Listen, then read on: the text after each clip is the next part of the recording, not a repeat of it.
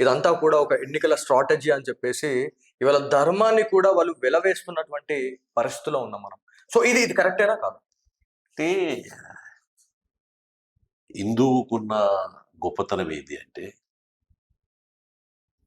అరబ్బులు వచ్చారు, తుర్కిష్లు వచ్చారు, ఆఫ్ఘనీలు వచ్చారు, యెస్. గోరియన్స్ ఉంటోడు 17 సార్లు దాడులు చేసారు.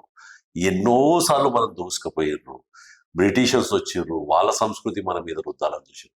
ఎవరు ఎంత ప్రయత్నం చేసినా హిందూ సనాతన ధర్మం అనేది ఇప్పటికీ ప్రపంచంలో పటిష్టంగా ఉంది అంటే అది మన ధర్మం యొక్క శక్తి.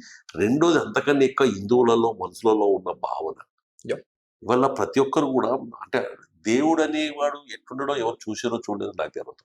కానీ నా తాత ముత్తాత నాకు ఒక రాయిని చూపించో లేకపోతే ఒక చూపించి ఇగో ఇది పెద్దమ్మ తల్లి, ఇది ఎల్లమ్మ తల్లి, ఇగో ఇది గౌరమ్మ తల్లి, లేకపోతే ఇది బాలమ్మ తల్లి, ఇది మైసమ్మ తల్లి అని చెప్తే నేను నమ్మి దండం పెట్టుకున్నా.